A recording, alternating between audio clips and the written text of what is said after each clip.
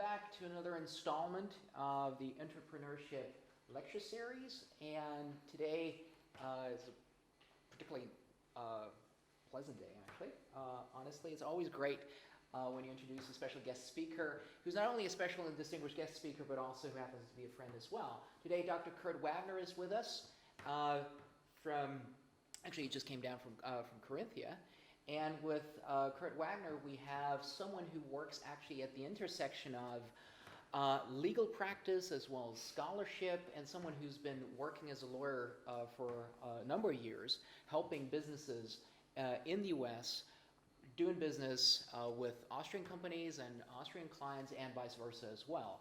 And he will draw from this rich treasure trove of experience to tell us a little bit more about particularly legal questions and legal considerations and entrepreneurship across borders. And having said that, she's all yours. Thanks for coming. Thank you, Steve. Yes, I definitely will talk about my own experiences and bring in some cases, but I also plan to do a little more than that today. Okay, and I'll explain that in a minute. But let me start with something, since we're talking about, well, you see the title of the talk, okay? Case studies, can American entrepreneurship be exported? So I'll just answer that right away, okay? And say the answer is definitely maybe, okay? We'll go into that in more detail. Why do I say maybe? Well, we'll see as I talk about it. I have examples where I think it has been, and I have examples where maybe it hasn't been, so we'll talk about whether this is really possible the way we present it here. But let me start, I asked Steve to give a sort of a general introduction because I wanted to start with something that's very popular in American entrepreneurship, okay? And that is this question, what can you bring to the table? Okay, you'll hear this if you talk to maybe any entrepreneur, but American entrepreneurs like to distill this right away to find out, okay, what really, why should I be talking to you? What can you do for me? What can you do for my business? These are really common questions, and I know you're teaching cultural studies, but in the American culture, these are very, very direct questions too. People, entrepreneurs in general, but people in general in the United States don't wait a long time to ask these kinds of questions, okay? And sometimes I think if we think I've been living in Europe a long time now, so in some ways this is a shock to people to hear these very direct questions. But let me tell you a little bit about what I have done and why maybe I can give a lecture like this, and maybe I can bring a few new ideas, I don't know, but certainly most of the talk is going to be based on my experience and also a lot of my own opinions, perhaps. But as Dr. Roberts said, I am a lawyer. I have a doctorate degree in law, and I've been advising startups and small and medium-sized enterprises for, let's see, the last 23, 24 years now. And I'm going to present a couple of these so-called successful translations of, I call it Austro-American startups. These are, I'm going to focus on the startups that I've helped or at least advised that have either incorporated American type entrepreneurship ideas, or in some cases have actually gone to America and become entrepreneurs from Austria to the United States.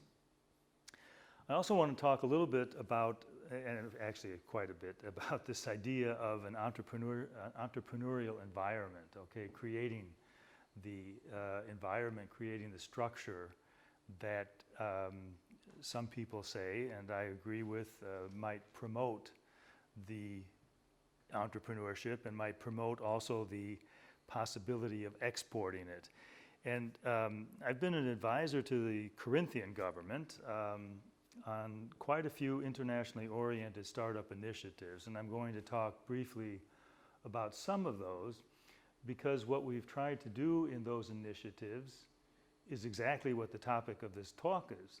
We tried to look at best practices, primarily from the United States, although not only, look at best practices in supporting entrepreneurs, supporting startups, and try to copy those, okay? Which is, of course, when we talk about export, if we want to talk about it in a realistic way, you're basically copying somebody.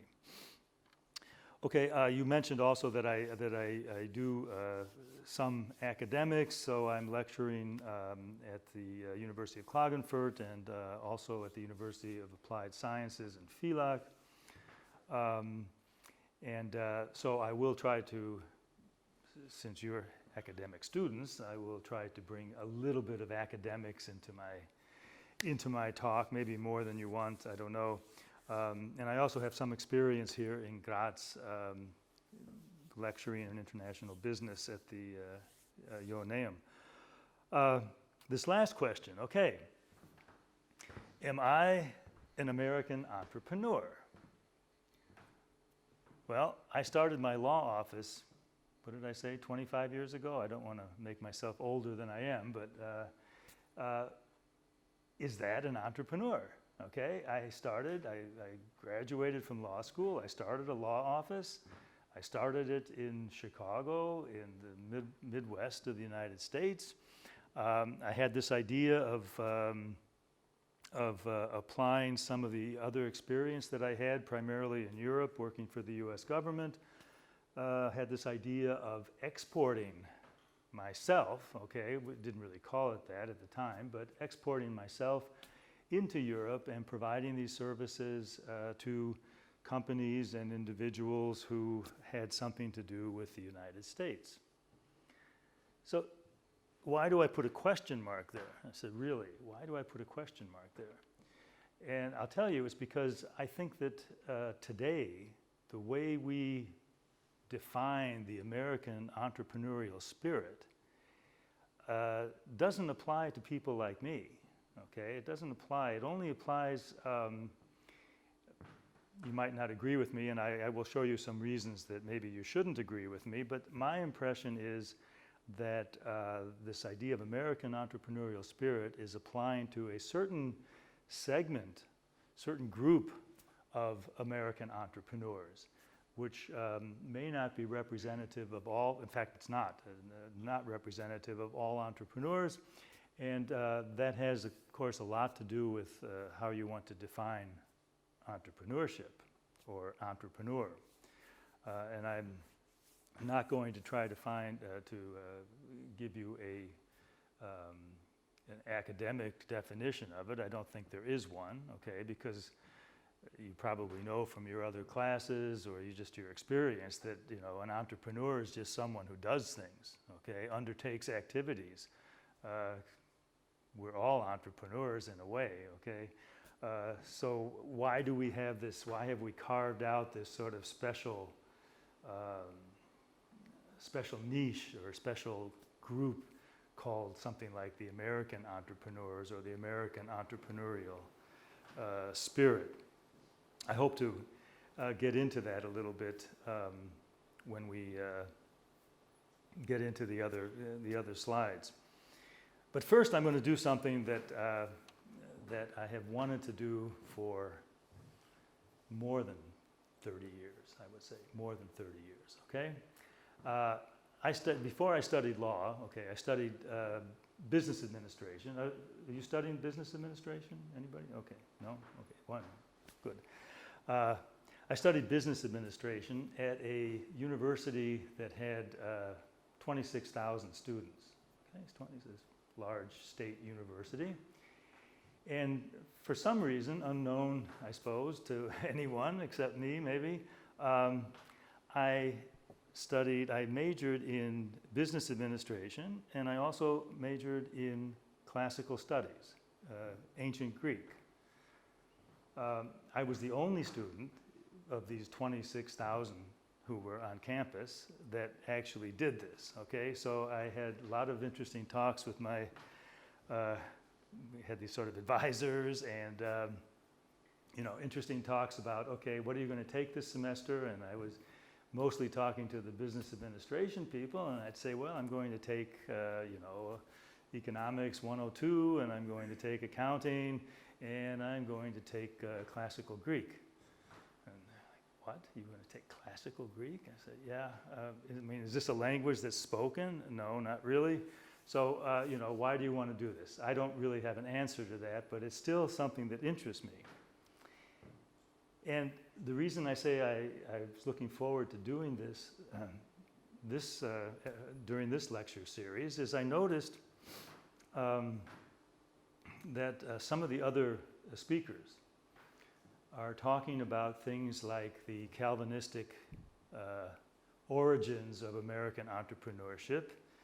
And I think one of my colleagues from Klagenfurt is going to talk about George Washington as the father of American entrepreneurship or something like that. So I thought, well, if they can do it, I can maybe do it, and I can go back even a little bit further, okay? So I'm going to go back to the part of history that I particularly enjoyed when I was young, which is classical Greek, okay? So Greece, so we're talking, 400 or 500 years before Christ.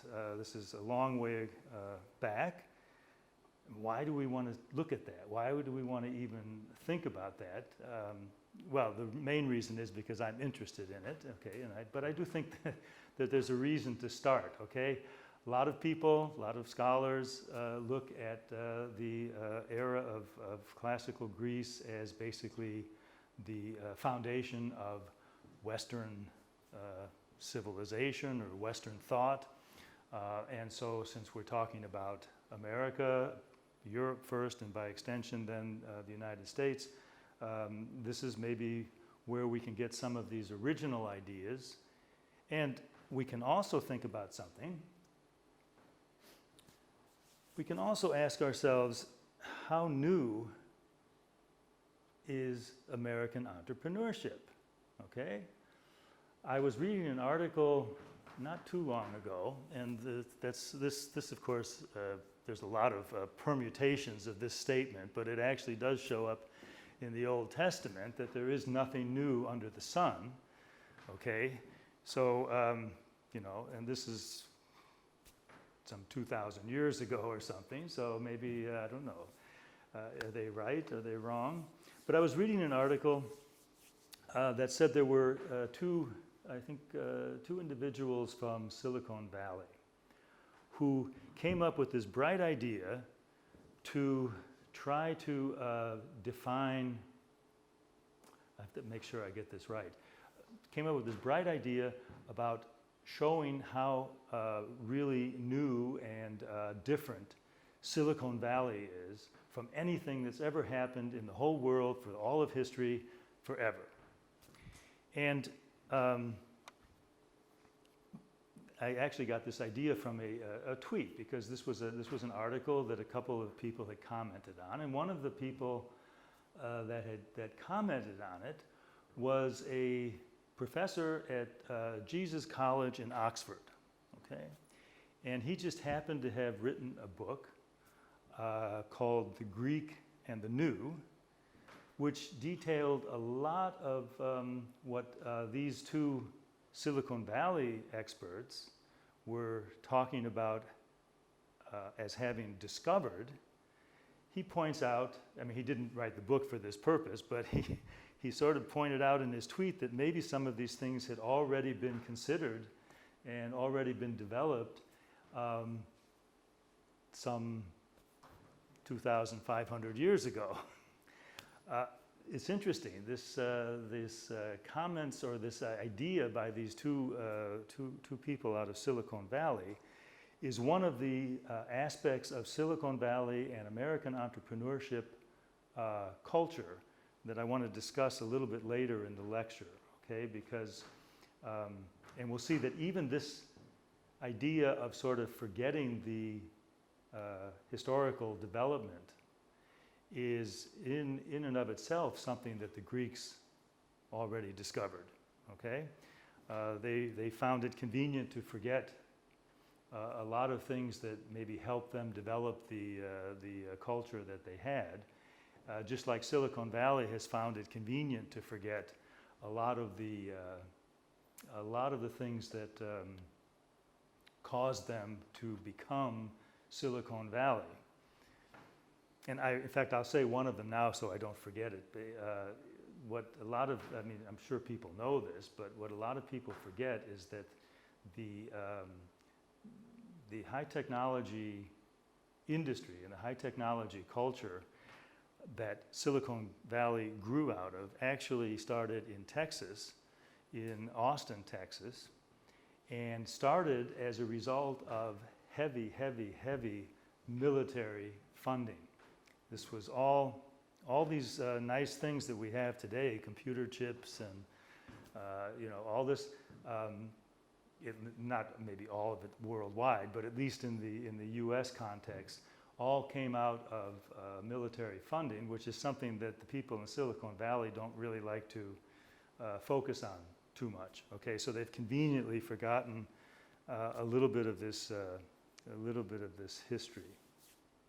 So what is new or what's not new about American entrepreneurship, or how can I do what I want to and tie this ancient Greece into modern day entrepreneurship? Well, if I can get this to work.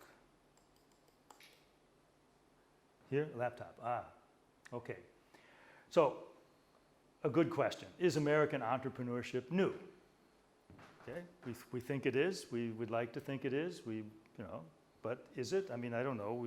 You're going to hear about Calvin and you're going to hear about George Washington. We'll see. Of course, George Washington was half American anyway. I mean, didn't really start out as an American, but I guess he became one. Well, let's think about what happened in classical Greece, okay? Because what they did, what the Greeks did, and we're particularly thinking about maybe 3rd century BC, somewhere around there, 3rd, 4th century, when Athens really became the center of the Greek world, or probably of the classical world at that time. And, think about what they developed, and then maybe we'll think a little bit about how they were able to develop this and why.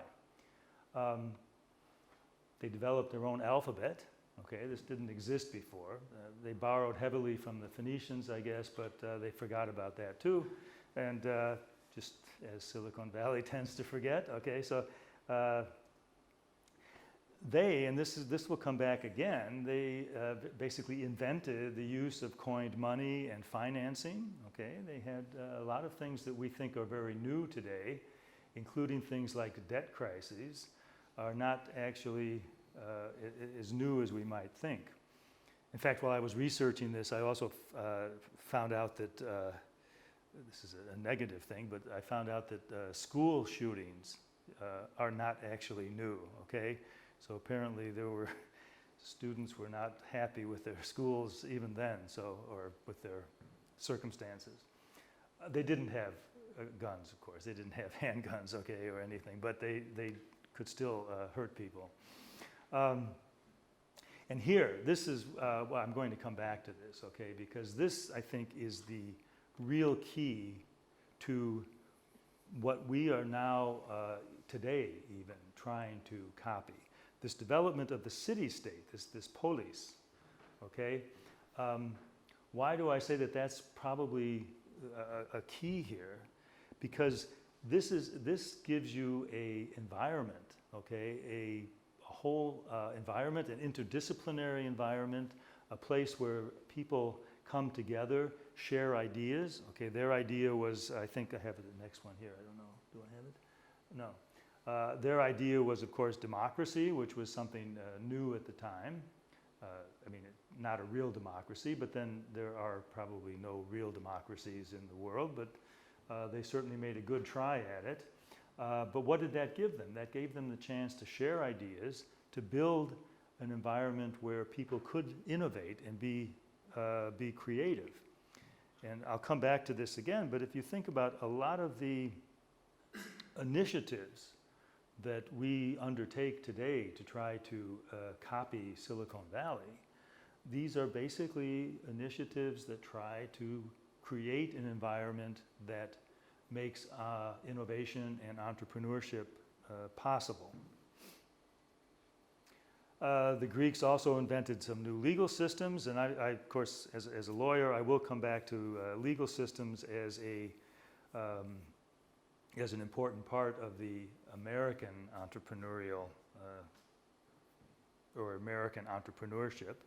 But you know, if you've read any, you know, Aristotle, the Republic, and all this, you know that they were very concerned about developing legal systems that would both protect their citizens and also, by extension, also make it possible for people to undertake new kinds of commercial activities.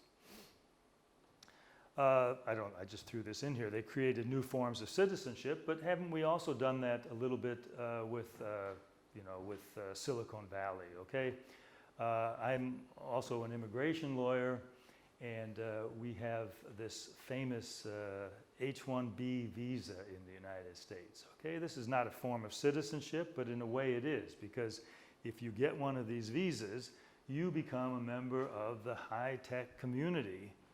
And in fact, they're so valued that they run out of them every year. Okay, there's more people that want these visas, and more companies that want people who qualify for these visas than there are visas available.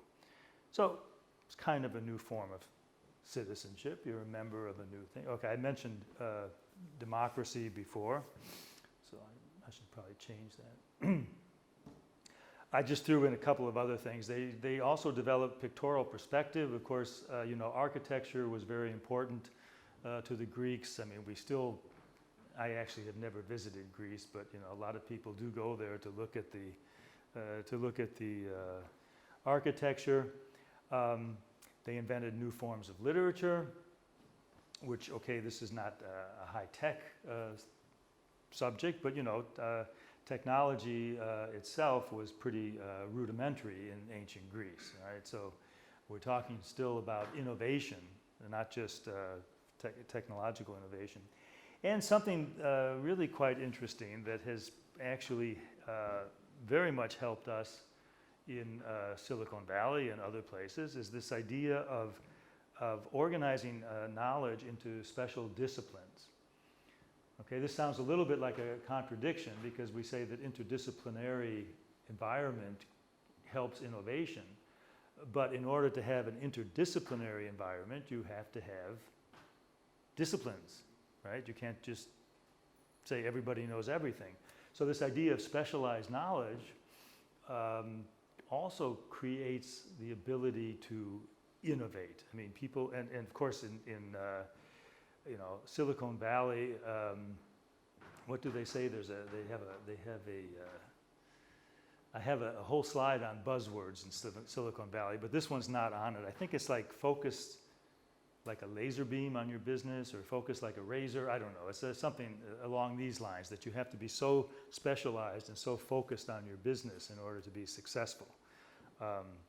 Well, you're a specialist, so you're actually doing something that at least some of the Greeks were doing many thousands of years ago. Yeah, and there's probably some other things that I missed, but those are some of the main ones. And so some people,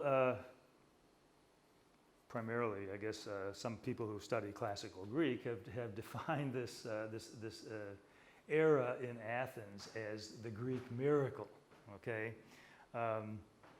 Which sounds a lot like, you know, what we say, okay, it was a miracle that Silicon Valley grew up and that we had this something called American entrepreneurship and so forth. And there's two big reasons for it, okay? There were two big reasons for this Greek miracle that I think we'll see are also mirrored in American entrepreneurship. The first, well, I mentioned that they did this different kinds of financing and so forth, but they also, well, either invented or copied. I'm sure, I mean, I've done a little reading on this, and the Egyptians, of course, had a lot of the same ideas, okay, and the, you know, before them. So we could keep going back a little bit further, but I prefer to not go back more than 2,000 or 3,000 years. That's enough, I think. This idea of shared risk investment. I mean, think about what that means. Okay, you know, you cannot. An individual is limited. For the business students here, you know, an individual is limited by the amount of capital they have. Okay, so unless you're Warren Buffett or somebody, you're going to have a hard time developing a business beyond what you yourself can manage, and if you want to grow it. And how do you get people to invest? How do you get people to invest?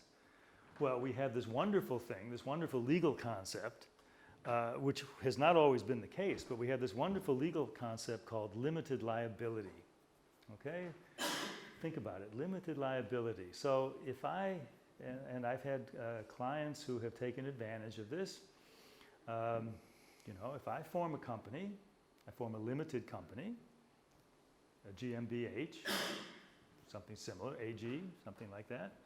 And I go out and I borrow a lot of money and I buy, I don't know, I buy some equipment for my factory and I don't pay it back.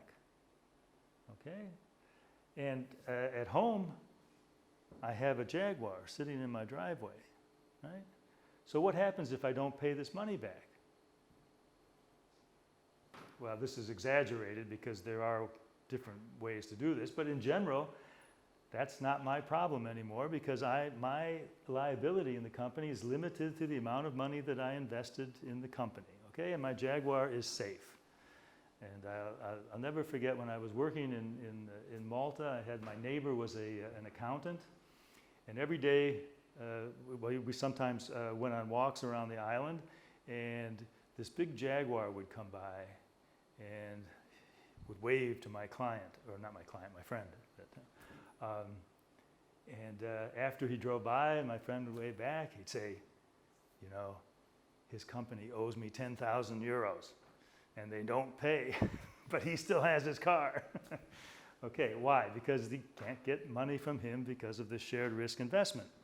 Well, this is really, as we'll see a little bit later, this is one of really what I like to call the boring facts of American entrepreneurship. Okay, this idea that you can borrow money, you can find money, you can do crowdsourcing, you can do venture capital, you can do angel investing, all these things. And why can you do that? Why is that available to you? Yeah, because you have this idea of sharing the risk with other people and having this idea of limited liability. So I think this was also, if you want to look at this as the Greek miracle, this was also something that they developed. And the big one I said is this, you know, the development of these city-states, the development of these environments where people had, you know, could share ideas. And really that was, you know, one of the ways democracy developed was because they allowed people to share ideas. Okay. Now, of course, not everyone, we all know that, you know, this was not a really, you know, the people that could actually vote and could actually have a say in Greek democracy were very few, but still it was, like I say, it was a good start, okay? And it created this sort of environment where you could have more innovation because of this, these contexts. So you could think of Athens as maybe the original Silicon Valley, okay, or at least the Silicon Valley of Greece. I don't know if you want to look at it that way. And I will come back to this idea of why I'm talking so much about Silicon Valley, because we do know that it's not the only place in the world that where people start businesses, okay? At least I don't think so, but they probably don't know that in Silicon Valley. So you could look at, you know, this idea of the Silicon Valley of Greece, okay? So these ideas did spread to Europe, okay? We know that. This is the basis of Western civilization. At least that's the way a lot of people looked at it. So they spread out, not just with the Greeks, but with the Romans, of course, Roman Empire, and then you had all these dynasties in Europe. Also accepting and maybe spreading some of these ideas. History is not linear, okay? So you're probably going to point to, like, I don't know, the Dark Ages or something and say, well, nothing was really going on, no innovation. Well, okay, don't look at it like a straight line. It's, like this, okay? But still, these bedrock ideas were coming through, and then started to be exported, okay? So we're talking about entrepreneurship, exporting entrepreneurship, started to be exported where? Well, to the colonies, a lot of, but also to the United States, being one of the colonies, okay, of Europe. Well, in the United States, this idea got to be internalized, but also used in a little bit different ways. And I suppose I should ask Dr. Robich to talk about the Wild West, since he was just there. So what I think, and you could say that, you could argue, I suppose, that there were some new things that the Wild West brought to entrepreneurship. I suppose primarily because of necessity, okay? People were really, and you can correct me if I'm wrong about this, but people were pretty much required to be self-sufficient, okay? There were not that many people out there, at least white people who were, driving across the plains and so forth. So they, by necessity, became like independent and self-sufficient.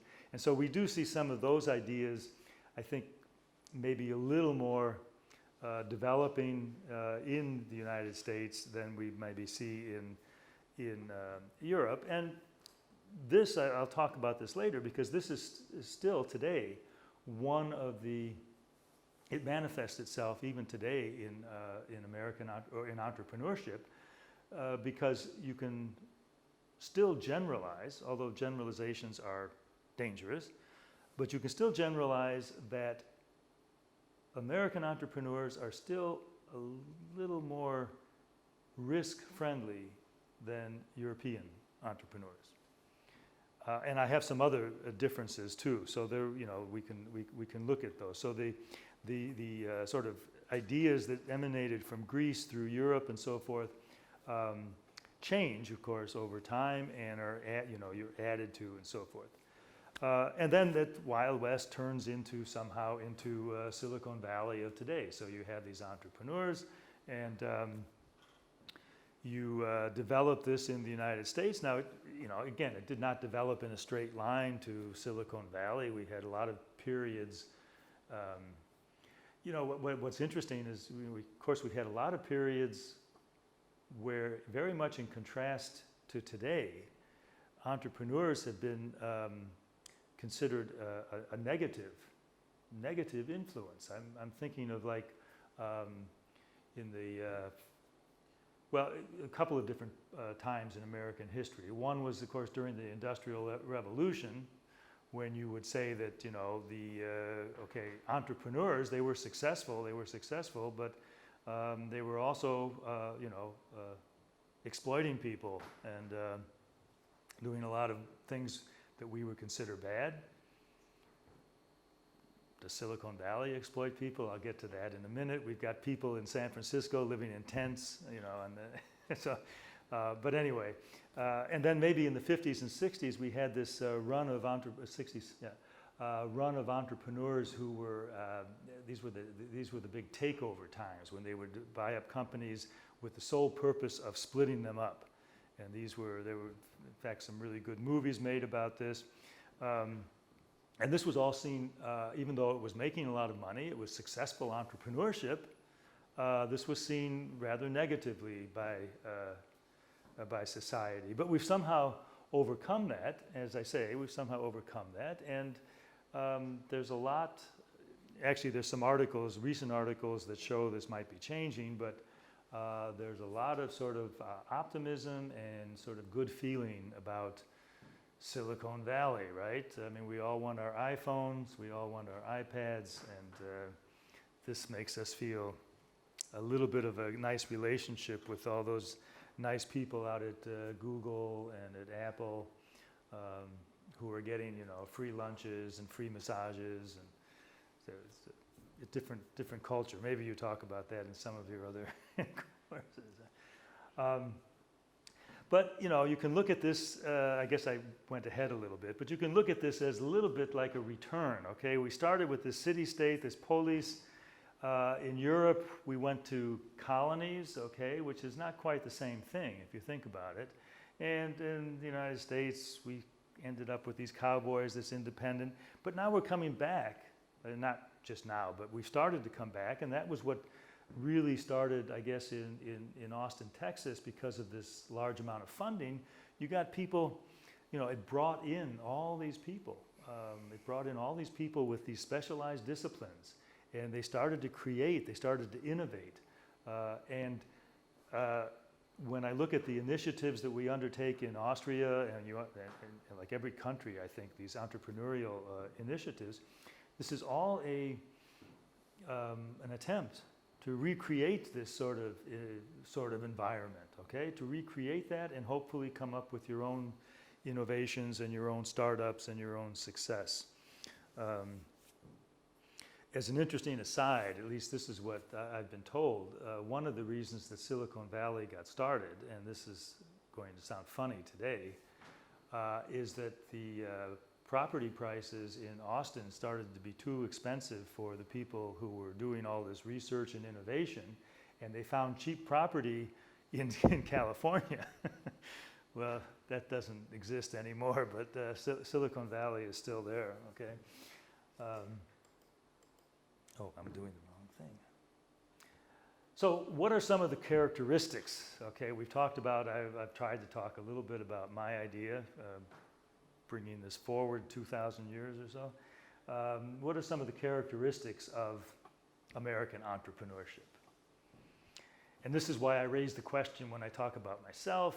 Am I an entrepreneur? Am I not an entrepreneur? I don't know. What is American entrepreneurship today?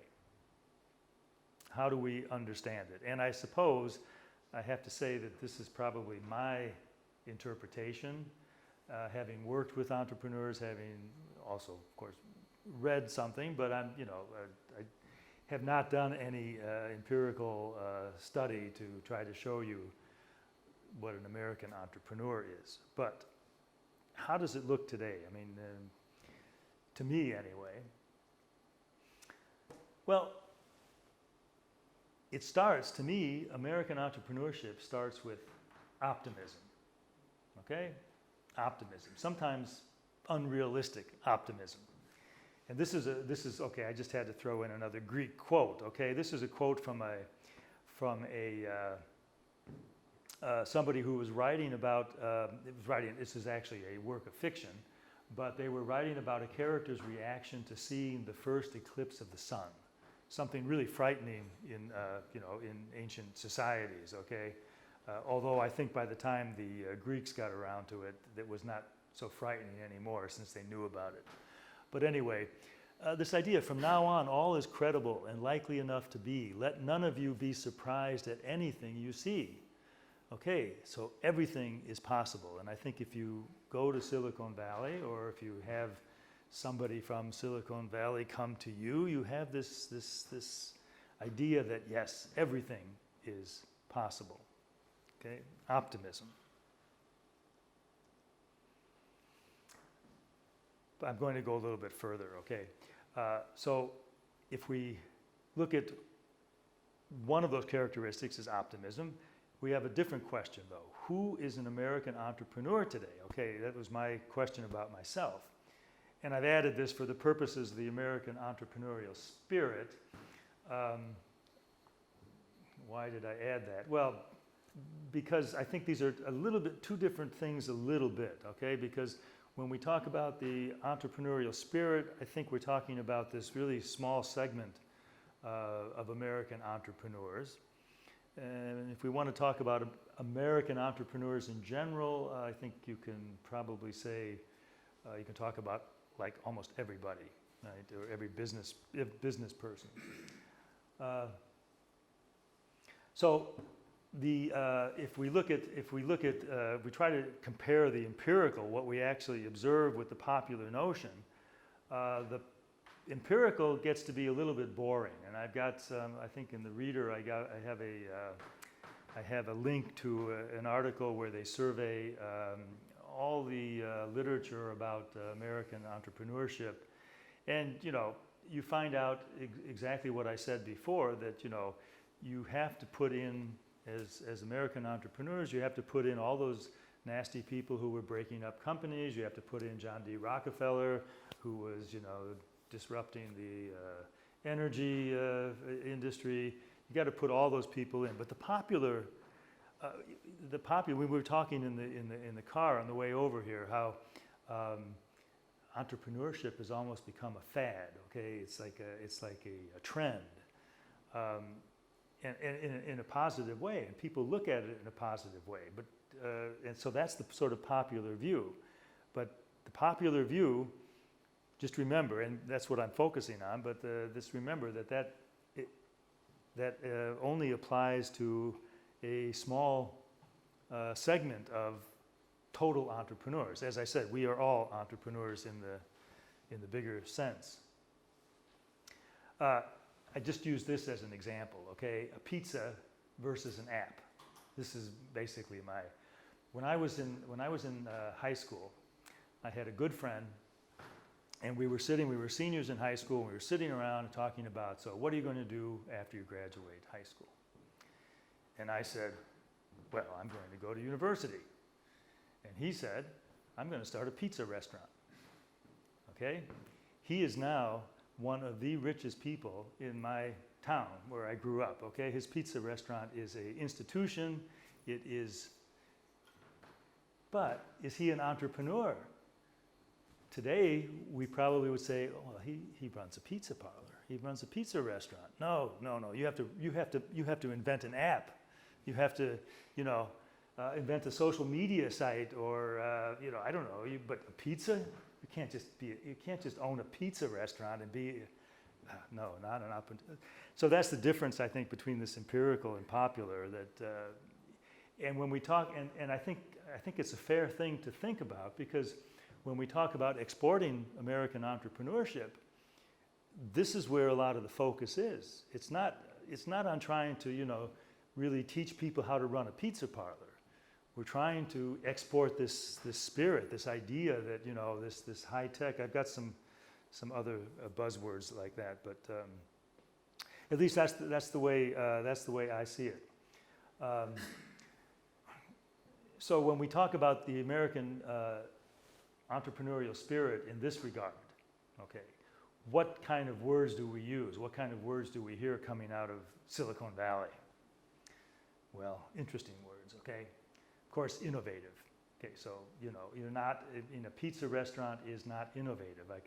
You might get extra topping or something, or, whoever came up with, putting pineapple on a pizza, maybe that was innovative at the time, I'm not sure. But no, that's not what we mean by innovative. We have to, be something new, different, groundbreaking. Okay, it's not enough to, and believe me, let me put it this way, it's not enough to make money, but if you don't make money, you are not really respected, okay, so, but groundbreaking. Game-changing, this is another good one, game-changing, okay, we're changing the whole thing. I mean, we're thinking out of the box, we're doing something very, very unusual. Of course, high-tech has to be high-tech, otherwise it's nothing. There's a great article in the New York Times recently about technical or optimism in technology, and how this is like at an all-time high, but there seems to be, the article was about trends. Maybe we don't trust technology as much as we used to, but anyway, it's still at an all-time high. We think that technology can probably solve any problem we might have. This one I like the most, though, disruptive. Okay, disruptive. this has become a positive thing. Now you have to think about that. You're studying business administration. What the normal state of markets is a state of equilibrium. Okay, that's where things are safe. Everything's fine. Everybody's making their money and going along fine.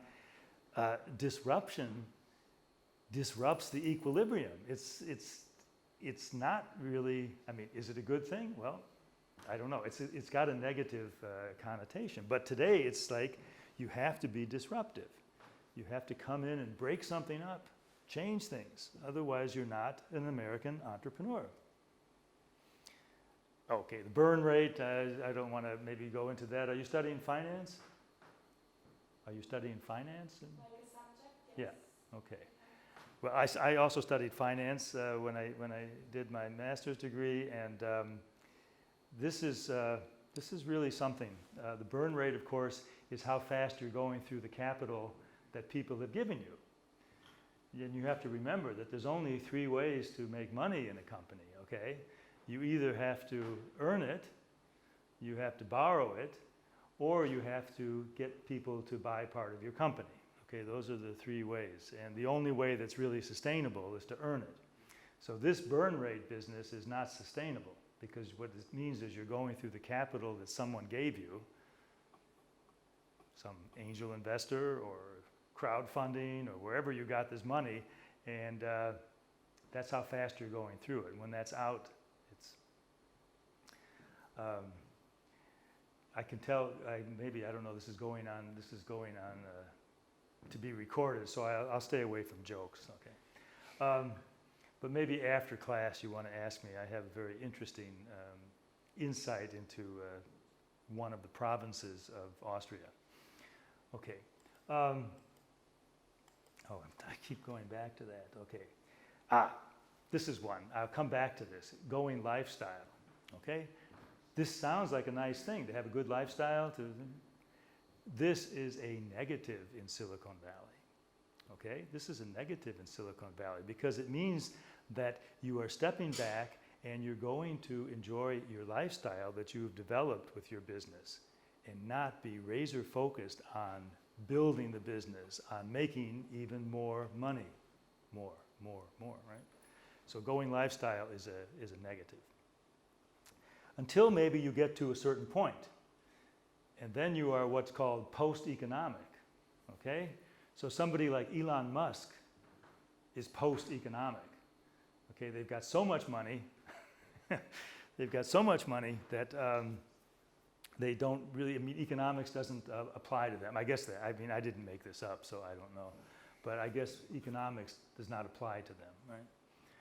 Interestingly enough, the article that I got this from showed how people who are post-economic are actually working more than other people. Okay, so they have like so much money, but they don't stop.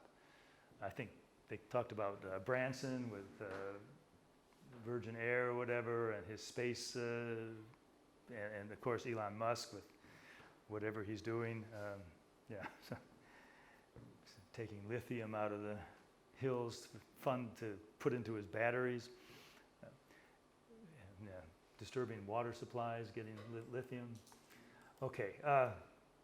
And then, of course, Silicon Valley. Okay, these all, I mean, most of these really came about from Silicon Valley.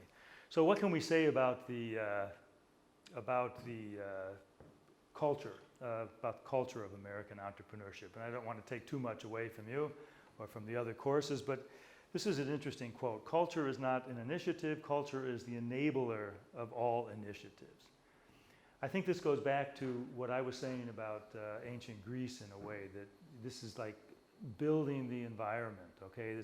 Culture is making it possible for you to do certain things. One of them maybe being to be innovative, one of them maybe to make a lot of money. We had at the turn of the century, in the year 2000, we had this very, very huge and successful company called Enron in the United States.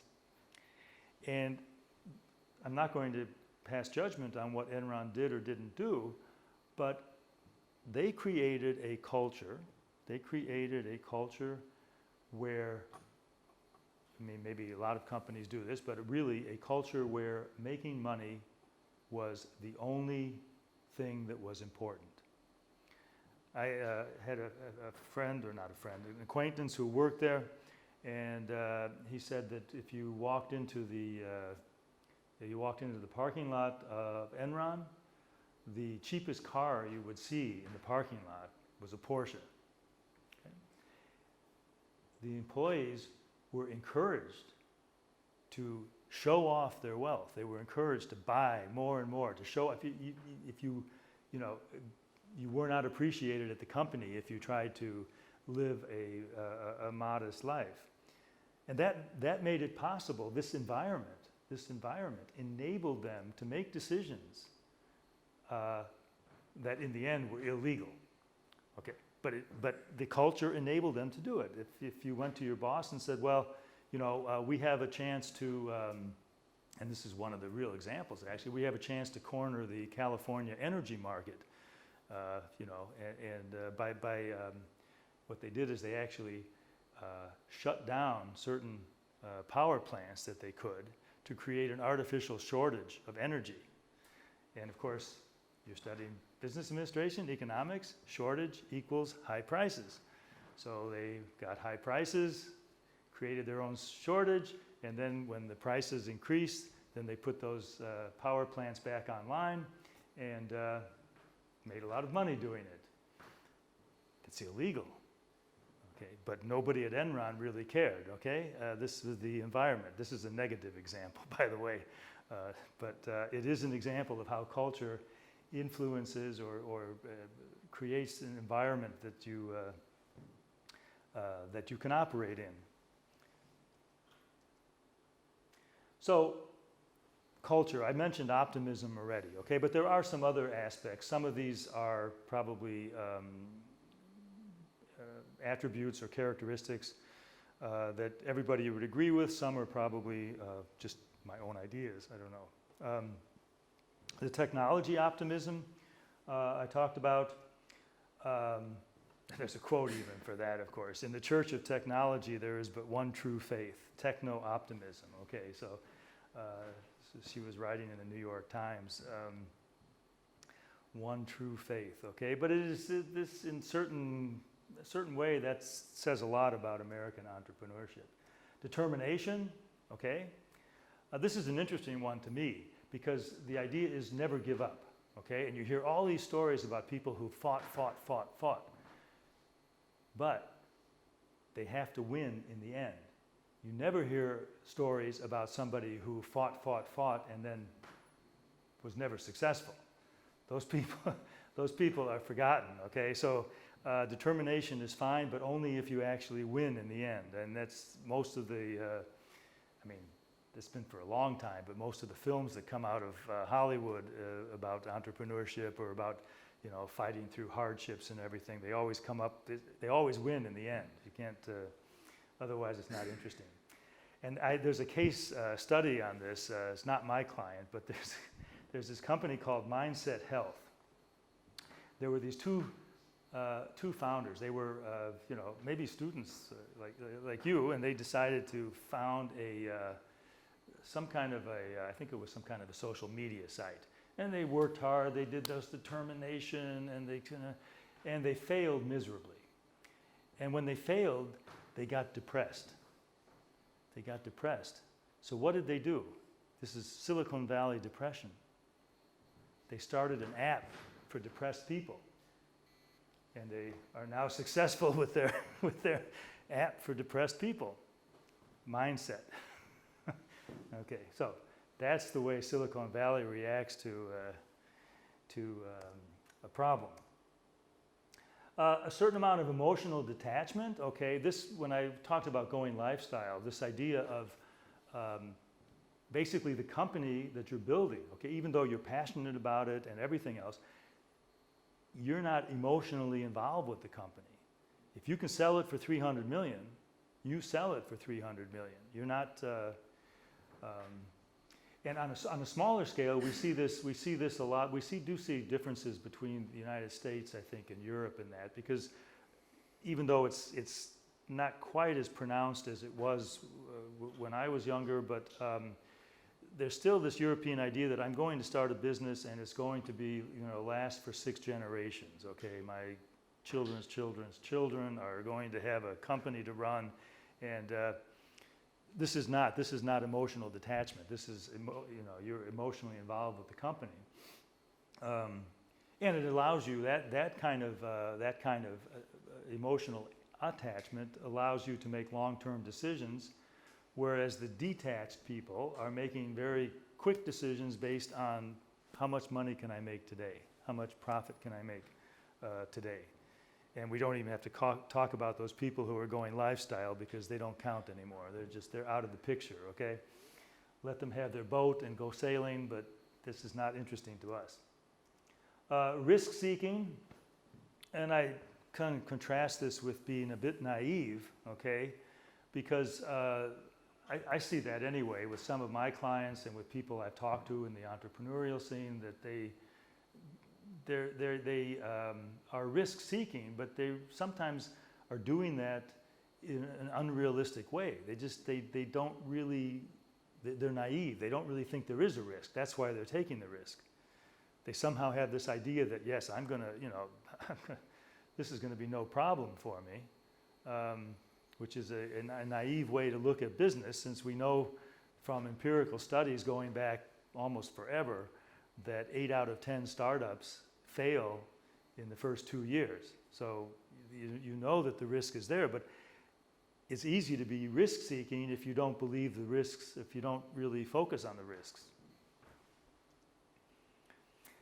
Now, I'm getting into a little bit of maybe controversial territory, but I have this feeling that there is some, especially in Silicon Valley and the ideas that emanate from there, there's some sense of entitlement.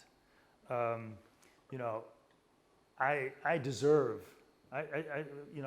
we're so good, we deserve to be successful. There's just really no question about it. I see this attitude a little bit. And it is supported by the fact that if you are successful in Silicon Valley, you can do almost anything. You've got so much money, you can do almost anything. And that's why this one writer says the first rule of Silicon Valley venture capitalists is never insult a startup, because you never know who is really going to get funded. And this sort of culture within the venture capital community tends to make the startup people feel entitled to these sort of success. They expect to get it, which is not necessarily a bad thing. Okay. But it goes along with this. There is a certain amount of this is more my opinion than anyone else's, but I deal with a lot of these people, a certain amount of arrogance, okay? We can do it better. Nobody does it better than us, right? And you see this sometimes. I mean, I think when you, like those two individuals that I talked about who think that Silicon Valley is something brand new, that no one's ever done anything like it before. This sort of arrogance that, yeah, we know more than the rest of you. This goes along with a short memory, okay? I talked about this already. The Greeks forgot about Egypt, they forgot about the Phoenicians, the Europeans probably forgot about the Greeks and the Romans, and the Americans forgot about the Europeans, and so now Silicon Valley has forgotten everything and says, yeah, we're the first ones that are doing this. Attitude versus results. Sometimes, and this is one of the weaker things that I came up with, I think, but sometimes it's more important to have, for these startups, more important to have the right attitude than it is actually to do anything, okay? This goes, unfortunately, I see this happening in Klagenfurt I'm in touch with like 5 or 6, 7 startups, and it's like they've been starting up for like 6 years, but you know, at some point you can't just start up, right? You really have to do something. But they have the entrepreneurial attitude. So I guess if you can fund it, it's okay. So I'm going to go a little. I want to leave some time at the end for. So I'm going to go a little bit into something that I think is more boring. I mean, don't forget, I teach law and I teach finance, so I am used to boring subjects, right? So what is the boring truth? And this is something, you know, behind the scenes that makes it possible perhaps, or creates this environment again, apart from the culture and so forth, makes this possible for us to have something like an American entrepreneurial spirit or American entrepreneurship. Well, I'm going to bore you a little bit with this, but first of all, you have to know that the United States, for businesses anyway, has one of the lowest tax of any, you know, of a really well-developed country, okay? There are lower tax schemes in some countries, but they're usually smaller countries. I'm not going to talk about Ireland, but anyway, low tax. Where does this, I mean, we have a 15% starting corporate tax rate, okay? This is like unheard of in Europe.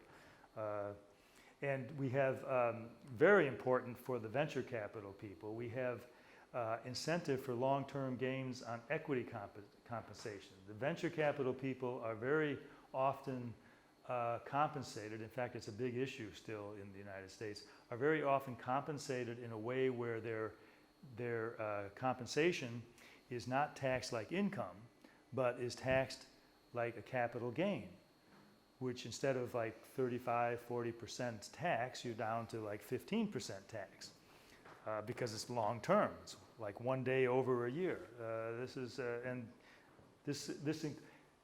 Remember though, there's a positive side to these things too. This of course makes it incentivizes. It makes it an incentive for them to provide venture capital and to make these deals. We have a 10-year loss carry forwards. I mentioned this because our president has used this to not pay any tax for the last 10 or 15 years. He probably has the 15-year plan, I don't know. But he claims that he doesn't pay tax because he had a big loss 10 years ago and he's still carrying it over. But what does that mean? I mean, for an entrepreneur, that's great stuff, right? You know, I mean, all this startup stuff. And to go along with the next one, okay?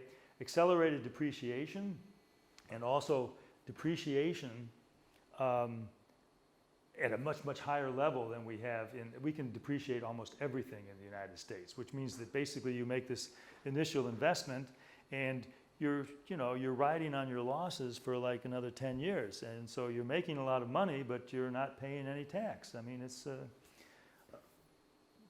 yeah, you ready to start a business? Yeah. You do have to make money though. This is the, you know, oh, I had a story about that, now I forgot.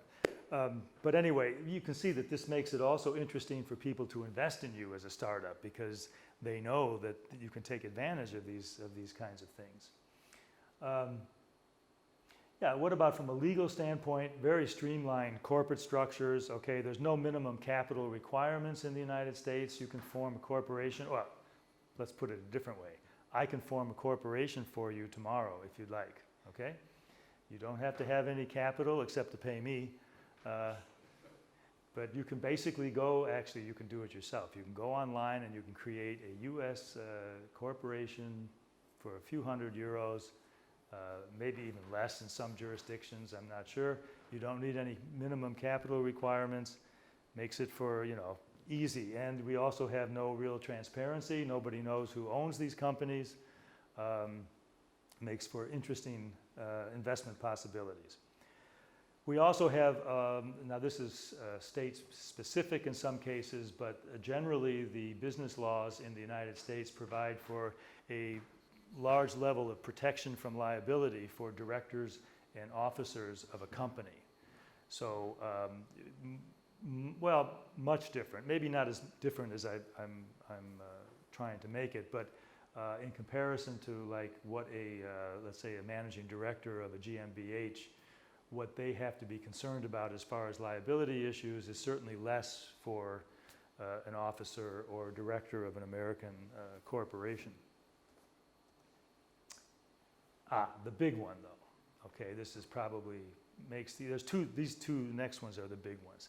Access to capital. I mean, there really is no comparison, although Europe has come in, what I've seen in the last 10, 15 years, Europe has come up a lot, but if you look at, in fact, if you look at most of the European venture capital companies and investment bank companies, they're all funded in part by U.S. The U.S. has a share in some, there's somewhere there's a U.S. Person or whatever in there, right? So we have venture capital, we have angel investors, we have investment banks, mezzanine capital, and we have something that's really different in the United States also, although we're starting in Europe. Things like the NASDAQ, okay, the National Association of Security Dealers. This is the big place where all the high-tech companies go to float their stock, okay? This is the exit strategy. They go and they sell their stock at the NASDAQ, they sell it to you and me and everybody else, and then they're out, right? They say, okay, we've got our $20 billion, but those things make it possible to have these big deals and to make this kind of money. The other big one in the United States, at-will employment. Now, I sometimes give a guest lecture at my wife's class on human resources, and I'm always able to shock the students with this concept of at-will employment. What this means is that you can be fired any day. You have no real protection. You have no protection really under the law.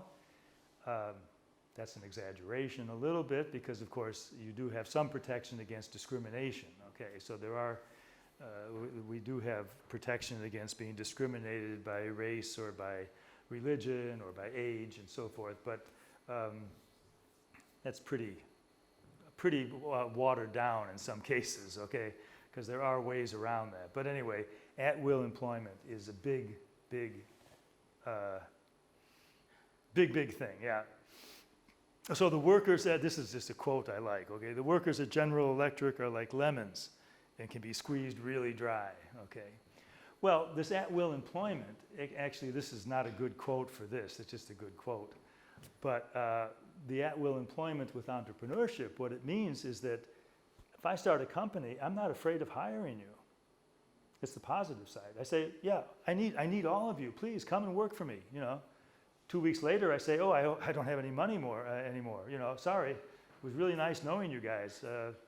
We had a good time, didn't we? Yeah. Okay. This is the. But I think you probably all agree that makes it possible for a lot of these startups to get people to work for them because they themselves are not worried to get this limited liability with the capital, and we have basically limited liability with the human capital as well. So I'm going to just go quickly through this. This is searching for the best practices. Okay, this is something that I was involved in the planning and early stages of the Lakeside Science and Technology Park in Klagenfurt. Okay, this was an idea that we have these now everywhere. I mean, I think every country, every city probably has something like this. But the idea was to try to set up, you saw that quote on culture, try to set up a culture, a polis, if you will, to enable innovation. And how did we do that? We did that by going out and trying to copy people. We physically went to Silicon Valley. We went to Austin, Texas. We went to Route 128 in Boston, okay? And we went to Sophia Antipolis in southern France, and maybe some others.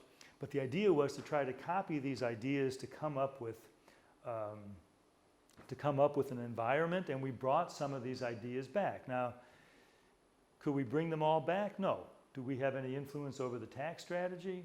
No. Do we have any influence over the employment strategy? No. So there were some limitations on this. But the Lakeside Science and Technology Park did become very successful by cooperating with the university. It's located directly next to University of Klagenfurt. About this same time or a little bit before, we also established what a lot of people also do is a startup incubator. Okay, these are basically where you give people a little bit of, give startup people a little bit of freedom. When I say freedom, I mean, you know, a little bit of relief from constant financial pressure to get their ideas going. You maybe give them an office, or you give them actually in Build, they were actually giving some salary payments at first too, okay? So this was an interesting idea. One of the interesting things though is that when I visited Boston, this Route 128 or Boston, I visited MIT because they had a startup incubator. And we were talking about, you know, what we could do, and I said, so what do you offer, you know, what do you offer the startups? He looked at me like I was from the moon or something. He said, what do you mean? I said, well, you know, do you like pay their rent, or do you? He said, no. He said, we offer them a chance to rent this office. If they're successful, they stay, and if they don't, they're out in 6 months. This is the MIT approach to fostering. Now, there is some good argument for that, actually, because we go back to this idea of basic economics and so forth. If you support a company that doesn't really have a fair commercial economic chance, what are you really doing? Okay, so in other words, if you can make it, you should make it, and if you can't, you shouldn't. We shouldn't be using our taxpayer money to support a company that might make it and might not. So that was their idea. Although in the other incubators that I visited, there were certainly different ideas about that. So we've got something new in at the Fachhochschule in Kärnten, in Villach specifically, but I think it's all the university-wide program. It's called the Garage. Okay, so as you know, that's one thing I didn't talk about, but a lot of American entrepreneurs got started in garages, okay, by necessity, right? I mean, here they were just avoiding paying rent. It sounds really sexy now, okay, I started in a garage. Okay, so we're not going to let people actually do that themselves anymore. We're going to give them a garage. That's the idea here. Now, there's a little more to it than that, but basically the advantage of this program is they actually do have, not garages, but little buildings next to the university where you can, this is focused, of course, on technology students and people who are probably building something, a product or a prototype of some kind. And so they actually have workshops and everything that they can use for themselves for a certain length of time. And they're able to access the infrastructure of the university and the, you know, some of the ideas. Again, my opinion, all this idea about forming the police, right? So I'm going to do two quick I'm almost out of time, quick case studies, okay? This was one where I would say is like bringing American entrepreneurship to Austria. These are actual clients that I had. I'm not able to tell you their names or identify them, but this is a typical, if you do this, if you look at this reading that I put in the reader, MIT actually quite some time ago did a study about where a typical high-tech entrepreneur comes from. This particular client is a typical, or would be a typical MIT high-tech entrepreneur, because they talk about things like having a master's degree, having 10 years of experience, all the things that don't sound like, you know, what we think today in Silicon Valley. We think about a 20-year-old who, you know, invents an app in his bedroom. But in actuality, again, going back to the empirical part of entrepreneurship, you know, master's degree, 10 years of business experience, probably had a self-employed parent. One of the parents was self-employed. Well, there are a lot of different characteristics. Well, this particular client was like that. He started out at a large company, identified technology through his job at this company, and was able to exploit that technology and start his own startup. Okay, so he didn't really, you know, he didn't like sit in his bedroom and come up with some idea like this. he had what they call in the entrepreneurship jargon a source company, okay, where he actually learned something and did something, but he used that then, got a patent for some of the things that he learned, started up his company, succeeded at it, and sold it, okay? So that's a Silicon Valley success, but he was even more of a Silicon Valley success because what did he do? He bought the company back, okay? 2-3 years later, he bought the company back. Same company, he's becoming a serial entrepreneur, okay? We have a lot of serial killers in the United States, but we also have serial entrepreneurs. Sometimes they're the same, I suppose. But anyway, he bought the company back, succeeded again. He sold the same company twice. I mean, this, you really have to be a good entrepreneur to do this. So that's an example, I think, of being able to translate, a little bit of translating of American entrepreneurship to Austria. The other case study, and I don't have so much time, so I would go into a little more detail, but the other case study is basically Austrians, and this is, I actually have more than one client like this, who actually go to Silicon Valley, okay? It's not enough for them to sit here and pretend like they're in Silicon Valley. They actually go, as it says here, in the belly of the beast, right to the ground zero of high tech. And a couple of them have gotten actually, so this is an example of how some of these programs that we try to develop, we try to copy best practices, how they can actually help people. There's one program done by the Wirtschaftskammer that's called Go Silicon Valley, and if you're interested in starting your own business, you can sign up, and they let you spend, I think, 6 months in Silicon Valley. They, through the Trade Commissioner network, they introduce you to some, Silicon Valley people, and I guess do some networking with you and so forth. So it's an interesting program. One of our clients, or more than one, has actually done that. I don't have anybody who's done this program, but it's a similar one. There's Austria to Austin. Okay, this is a joint effort between the Wirtschaftskammer and the U.S. Embassy. But anyway, another example of this particular client following the MIT sort of rule has a degree, a master's degree, maybe even a doctorate degree in information technology, okay? Smart person. Got highly involved in the Linux operating system when it first came out, okay? And basically maybe brought some new ideas or used that operating system in a different way. Started up, but failed, okay? Started up, failed, but we wouldn't have a slide. Remember my slide about it's only good to be determined if you win in the end? Okay, well, we can't stop the slide here, so start it up again.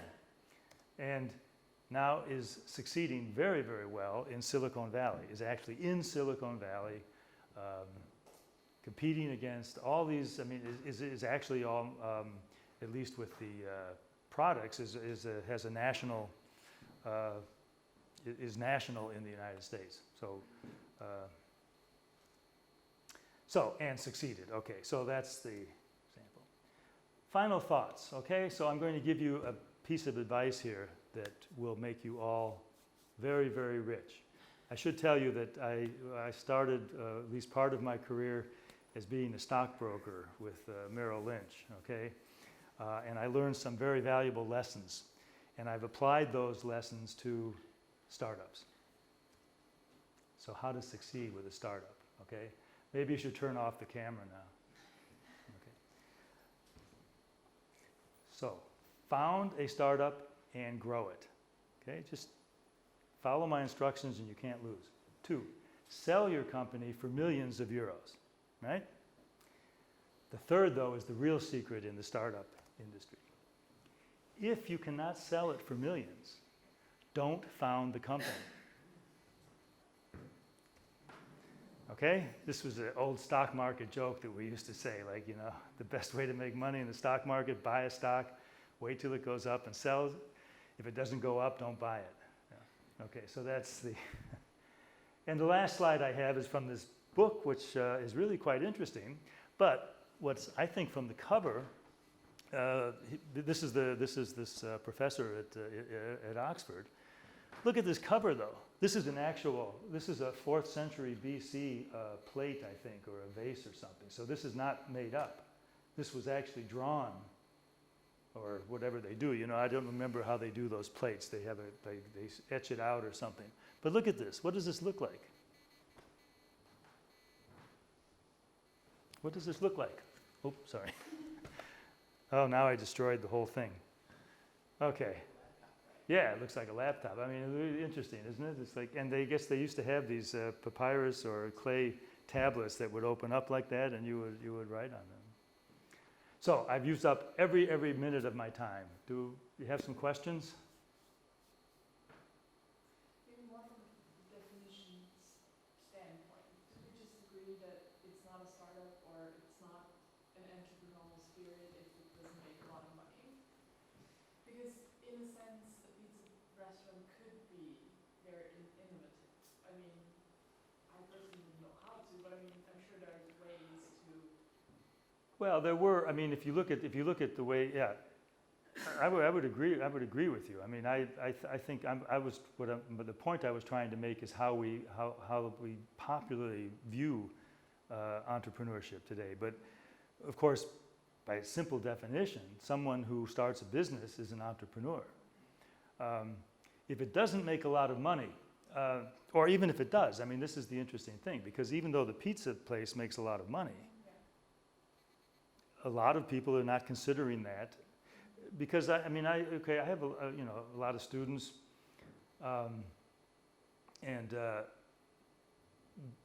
they also are. I mean, this idea of entrepreneurship is popular today, so a lot of students are interested in it. It's a little bit of a fad, but when you talk to them about what kind of businesses they're considering, you never hear them say, "I'm thinking about opening a pizza restaurant," or you know. Now, of course, I have a little bit of prejudice here because the students I teach in FELAC are science students, so they're technology students. So they naturally think in those other terms. On the other hand, I have to say this because I'm not. I think some of this entrepreneurship hype, if you will, with students, is a little bit, at least in our region, is a little bit exaggerated. Even the people talk about it a lot. And I can tell you, I used to teach a class in how to write a business plan. And it was through the English department in Klagenfurt, and I actually got quite a few students in there. And I would ask them when they came in. I'd say, okay, so we're going to learn how to write a business plan. How many of you are planning to start a business? Nobody. So, you're interested in entrepreneurship? Are you planning to start a business? No? Yes? You don't have to answer. Yeah. You are? Okay, fantastic. But I was also going to say that I think that has changed over, because I do know in FELAC where I teach, I've had 2 or 3 students who have already started businesses. So that over the last 10 years, I think in Europe that has changed a lot. So I wish you good luck.